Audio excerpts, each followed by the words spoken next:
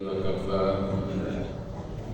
وسلام على عباده الذين اصطفى أما بعد فأعوذ بالله من الشيطان الرجيم بسم الله الرحمن الرحيم والذي جاء بالصدق وصدق به أولئك هم المتقون صدق الله وصدق رسوله النبي الكريم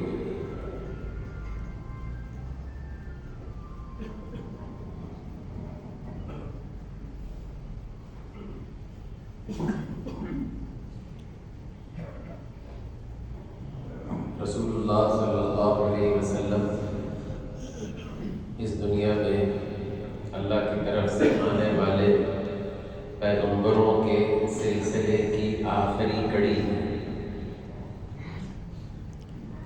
آپ پر نبوت ختم ہو گئی اور ختم نبوت کا جو سہرا ہے، ختم نبوت کا جو چاند ہے اور ختم نبوت کا جو تاج ہے وہ آپ کے سر پہ سجایا گیا۔ نبوت کیا چیز ہے؟ رسالت کیا ہے جو ہمارے ایمان کی دوسری بڑی بنیاد ہے؟ لا الہ الا اللہ محمد الرسول اللہ، یہ اتنی بڑی بات ہے، اتنا بڑا یہ کلمہ ہے۔ ہم تو اس بازار کے لوگ نہیں ہیں، لیکن یہ اتنی بڑی بات ہے لا الہ الا اللہ محمد الرسول اللہ کہ ہمیں نظر آنے والی یہ مادی دنیا ساری ایک پلڑے میں رکھ دی جائے اور یہ کلمہ دوسرے پلڑے میں رکھ دیا جائے تو یہ کلمہ اپنے وزن میں، اپنے معنی میں زیادہ وزنی ہے اس مادی پوری کائنات سے۔ تو لا الہ الا اللہ محمد الرسول اللہ میں رسالت کا ہم اقرار کرتے ہیں۔ کیا ہے رسالت؟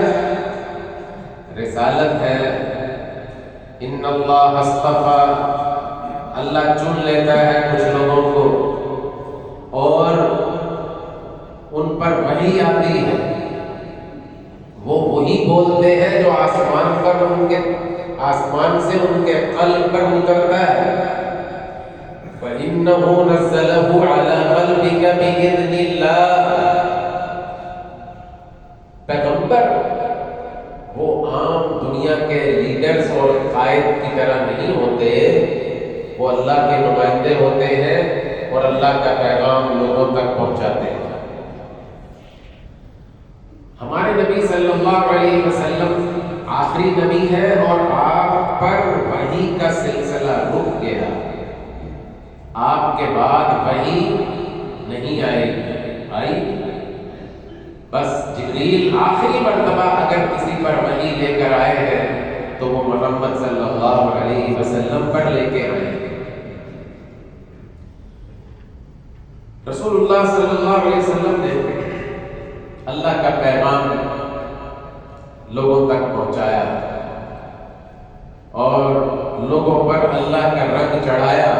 صبغۃ اللہ ومن احسن من اللہ صبغہ، لوگ تیار کیے اور پھر ان لوگوں میں درجہ بدرجہ ہر ایک نے اپنے ظرف کے مطابق فیض پایا۔ تو رسول اللہ صلی اللہ علیہ وسلم کی جو آل ہے، اہل بیت ہے اور آپ کے جو اصحاب ہیں، وہ اس امت کے سب سے پہلے وہ لوگ ہیں جنہوں نے نبی کا ساتھ دیا اور نبی سے دین لیا اور پورا کا پورا دین وہ محفوظ کیا اور اگلی نسل کو منتقل کیا۔ وہ نظام زندگی جو اللہ نے آسمان سے اتارا تھا وہ رسول اللہ صلی اللہ علیہ وسلم نے 23 برس میں لوگوں میں منتقل کیا، ان کی تہذیب بدل دی، ان کی سوچ بدل دی، ان کے عقائد اور نظریات بدل دیے، ان کو ایک نیا طرز زندگی دیا۔ آپ کے جو ساتھی تھے جنہوں نے آپ سے سیکھا اور آپ سے لیا، آپ سے تربیت پائی، ان کو کیا کہتے ہیں؟ اصحاب رسول۔ کیا کہتے ہیں؟ سب بتا دیں نا، اصحاب رسول کہتے ہیں۔ اور ان اصحاب رسول میں بھی کچھ خاص ہیں جو پہلے دن سے آپ کے ساتھ ہوئے۔ جب آپ نے اعلان نبوت کیا تو سب سے پہلے جنہوں نے اس رنگ کو اپنے اوپر چڑھایا وہ خواتین میں سیدہ خدیجہ الکبریٰ تھی، بچوں میں حضرت علی تھے، اور جوانوں میں ابو بکر صدیق تھے۔ ابو بکر وہ امت کا پہلا خوش نصیب ہے کہ حضور فرماتے جاتے ہیں اور ابو بکر تصدیق کرتا جاتا ہے۔ اس لیے قرآن نے کہا والذی جاء بالصدق، ایک وہ ہے جو سچائی لے کر آئے ہیں، اور دوسرے وہ ہیں جو سچائی لانے والوں کی تصدیق کرتے ہیں۔ جو سچائی لانے والا ہے وہ بھی سچا ہے، جو اس کی تصدیق کرنے والا ہے وہ بھی سچا ہے، اور وہ اتنا زیادہ اس نے اس مادی دنیا کو قربان کر دیا کہ اللہ کے پیغمبر کو یہ کہنا پڑا، سبحان اللہ۔ تصور کیجئے کہ اللہ کے نمائندے دنیا میں آتے رہے لیکن نہ اس نبی کی کوئی مثال ہے اور نہ اس کے ساتھیوں کی کوئی مثال ہے۔ رسول اللہ صلی اللہ علیہ وسلم نے ارشاد فرمایا ما لأحد عندنا ید الا وقد کافینا، ارشاد فرمایا کہ کوئی ایسا شخص نہیں ہے کہ جس نے مجھ پر کوئی احسان کیا ہو یا جس نے مجھے کچھ دیا ہو اور مجھ پر احسان کیا ہو، ما خلا ابا بکر، کہ میں نے اور اس کا بدلہ نہ دنیا میں چکا دیا ہو، سوائے ابو بکر کے کہ اس کے مجھ پر اتنے احسانات ہیں۔ فإن له عندنا يدا يكافئ الله بها يوم القيامة، یہ وہ واحد شخص ہے کہ جب سے اس نے میرا ساتھ دیا ہے اس نے پیچھے مڑ کر نہیں دیکھا۔ جب مکہ کے سارے قریش، میں بہت انتظار کے ساتھ انشاءاللہ اس تھوڑا سا ابو بکر صدیق رضی اللہ عنہ کا ذکر خیر کر رہا ہوں کیونکہ آج ان کا یوم وفات ہے، 22 جمادی الثانی حضرت ابو بکر کا یوم وفات ہے، اور یہ وہ ہمارے ہیروز ہیں جنہوں نے اللہ کے رسول سے دین لیا ہے اور اس امت کو منتقل کیا ہے۔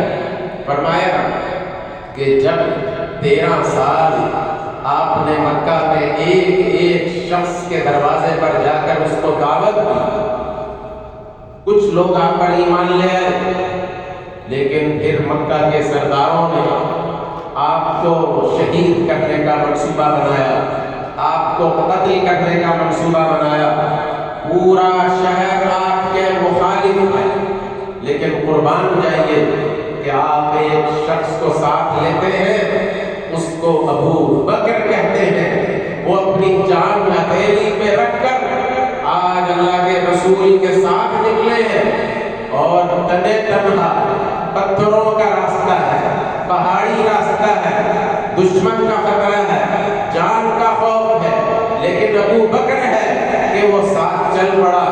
چلتے چلتے غار ثور میں گئے۔ آپ سب نے دیکھا ہوگا جو مکہ گئے ہیں کہ غار ثور کتنی بلندی پر ہے اور کتنی چڑھائی ہے، لیکن ابو بکر میں سبحان اللہ قربان جائیے وہ دیکھتے ہیں کہ اللہ کے رسول کے پاؤں پتھریلی زمین پر زخمی ہو رہے ہیں۔ فرمایا یا رسول اللہ، ابو بکر حاضر ہے، اور ابو بکر کے کندھوں پہ سوار جان کا خوف ہو، لوگ ساتھ چھوڑ جاتے ہیں، لیکن ابو بکر ایک ایسا شخص ہے کہ جب سارا شہر آپ کا مخالف ہے وہ آپ کے ساتھ نکلا ہے اور قربانی کی، وفا کی، محبت کی، ایثار کی ایسی تاریخ رقم کی ہے کہ محبوب کو اپنے کندھوں پہ سوار کر کے وہ بلند پہاڑ کی غار میں لے گیا اور 3 دن تک اس میں 3 راتوں تک قیام کیا۔ حضرت عمر کیا فرماتے تھے کہ ابو بکر تم میری ساری زندگی کی عبادات لے لو، وہ 3 راتیں جو تم نے اللہ کے رسول کے ساتھ اس مشکل وقت میں تنہائی میں ساتھ دیا تھا، اس میں سے ایک رات مجھے دے دو۔ تو اللہ کے رسول کیسے نہ فرماتے کہ میں نے سب کے احسانات کا بدلہ دے دیا سوائے ابو بکر کے۔ اور آپ کے اتنے ارشادات ہیں، اتنے فرامین ہیں کہ ہم پڑھتے جائیں محبت کی، وفا کی اور اخلاص کی ایسی کوئی مثال دنیا میں نہیں دی جا سکتی۔ جب آپ معراج سے تشریف لائے، آپ نے آ کر مکہ والوں کو بتایا کہ اللہ نے مجھے معراج کروایا ہے، میں رات کے تھوڑے سے وقت میں بیت المقدس گیا ہوں، وہاں سے آسمانوں پر گیا ہوں، سدرۃ المنتہا پر گیا ہوں، اللہ سے ملاقات کر کے آیا ہوں۔ لوگ ہنسنے لگے، مذاق کرنے لگے اور کہنے لگے آج پتہ چلے گا ابو بکر کا۔ جا کر کہنے لگے ابو بکر، اگر کوئی شخص یہ کہے کہ میں رات کے تھوڑے سے حصے میں یہاں مکہ سے بیت المقدس گیا ہوں، وہاں سے آسمانوں تک گیا ہوں اور آسمانوں سے سدرۃ المنتہا پر گیا ہوں اور اللہ سے ملاقات کر کے آیا ہوں، بتاؤ یہ بات ماننے کی ہے؟ یہ بات سچ ہو سکتی ہے؟ قربان جائیے ابو بکر کے کہ ہاں اگر میرے محبوب نے کہا ہے تو سچ ہے۔ اور اللہ تعالیٰ نے بھی فرمایا والذی جاء بالصدق وصدق به اولئک هم المتقون۔ تو یہ وہ ابو بکر ان کی زندگی کے مکہ کے سال، پھر مدینہ کے سال، حضور مال جمع کر رہے ہیں، ابو بکر گھر میں گئے۔ آج عمر سوچ رہے ہیں کہ ابو بکر سے آگے بڑھ جاؤں گا، آدھا مال لے کے جاؤں گا، اور اللہ کے رسول کے سامنے آج ابو بکر سے آگے بڑھ جاؤں گا۔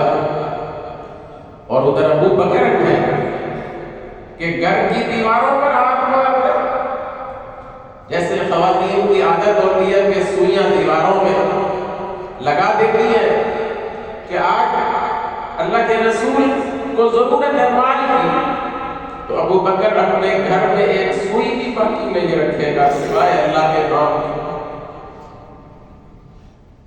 مال لے آئے، حضور نے پوچھا سبحان اللہ کہ عمر کتنا لائے ہو؟ کہ یا رسول اللہ آدھا لایا ہوں، آدھا گھر چھوڑ کر آیا ہوں۔ ابو بکر کی باری آئی تو سوال کا طرز بدل دیا، پوچھا ابو بکر گھر میں کیا چھوڑا ہے؟ کہا اللہ اور اس کے رسول کا نام چھوڑا، اور اپنا لباس بھی اللہ کے رسول کی قدموں میں پیش کر دیا، ٹاٹ کا لباس پہن لیا۔ جبریل آئے اور ٹاٹ کے لباس میں حضور کی خدمت میں آئے۔ حضور نے پوچھا جبریل آج ٹاٹ کے لباس میں آئے ہو؟ کہا ہاں، آج ابو بکر پہ آپ کی محبت پہ ٹاٹ کا لباس پہنا ہے، اللہ نے سارے فرشتوں کو یہ لباس پہنایا ہے۔ آخر وقت تک ہر جنگ میں، ہر محاذ میں رسول اللہ کے ساتھ ہیں، اور پھر جب آپ اپنا کام مکمل کر کے یہ امانت سپرد کر کے اس امت کے، بہت بڑی بات ہے، یہ امانت اس امت کے سپرد کر کے جب آپ اپنے اللہ کے پاس گئے تو اس امت کو جس شخص نے سنبھالا ہے اس کا نام ابو بکر ہے۔ سب کہتے ہیں رضی اللہ عنہ، بلند آواز سے کہتے ہیں رضی اللہ عنہ۔ اور جو پہلا پالیسی بیان جاری کیا ہے کہ میں اللہ کے رسول کے نائب کے طور پر آپ کی خدمت کروں گا، اگر تو میں اللہ اور اس کے رسول کی اطاعت کروں تو میرا ساتھ دو، اگر میں اس راستے سے ہٹوں تو تم مجھے سیدھا کرو۔ پہلا بیان۔ اور فتنوں کا مقابلہ کیا، منکرین ختم نبوت کا مقابلہ کیا، زکوٰۃ کے منکرین کا مقابلہ کیا، اور ایسی خدمت کی تاریخ بنائی، خدمت ہی خدمت، خلافت سمجھا دی۔ اور جب اب محبت کی، وفا کی ایسی یہ طویل داستان ہے، پڑھیے آپ۔ ہم اب کتابوں کے لوگ نہیں رہے۔ جب آخری وقت آیا تو فرمانے لگے کہ مجھے انہی پرانی چادروں میں کفن پہنا دینا، نئی چادر مدینہ کے کسی مسکین کے کام آ جائے، اتنا بھی اپنے لیے گوارا نہیں۔ اور سبحان اللہ، سبحان اللہ، اللہ نے کیسا ساتھ بنایا کہ پہلے دن سے اللہ کے رسول کا ساتھ دیا، آپ کا تعاون کیا، پھر آپ کے بعد اس امت کے پہلے آپ کے نائب مقرر ہوئے،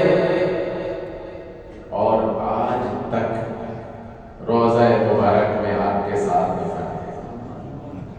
یعنی جس مٹی سے ہمارے نبی کا خمیر لیا گیا اسی مٹی سے ابو بکر و عمر کا لیا گیا۔ آج ہم اپنی سعادت سمجھتے، دنیا کے وہ خوش قسمت ترین لمحات ہیں کہ جب ہم ریاض الجنہ میں چند لمحے گزار لیں، چند لمحے گزار لیں۔ سلام ہے ابو بکر کو کہ اب تک ریاض الجنہ میں سو رہا ہے، حضور کے پہلو میں سو رہا ہے۔ اور نبی کریم صلی اللہ علیہ وسلم کا ایک فرمان ہے، وقت ختم ہو رہا ہے، آپ نے فرمایا کہ قیامت کے دن ابو بکر اور میں اکٹھے کھڑے ہوں گے، اور سب سے پہلے میری امت سے جو شخص جنت میں جائے گا وہ ابو بکر ہوگا۔ تو یہ ہماری محبت کے برعکس ہے، یہ اللہ کے رسول سے دین لینے والے ہیں، انہیں دیکھ کر ہمارا ایمان زندہ ہوتا ہے، تو ہم ان کی زندگی کو پڑھیں، ان کی سیرت اور کردار کو بنانے کی کوشش کریں۔ یہ ہمارے ہیروز ہیں، اپنی نسل نو کو ان کے بارے میں بتائیں کہ کیا ہوتی ہے قربانی، کیا ہوتا ہے ایثار، کیا ہوتی ہے وفا، کیا ہوتی ہے محبت۔ وہ ہے نا، پروانے کو چراغ، بلبل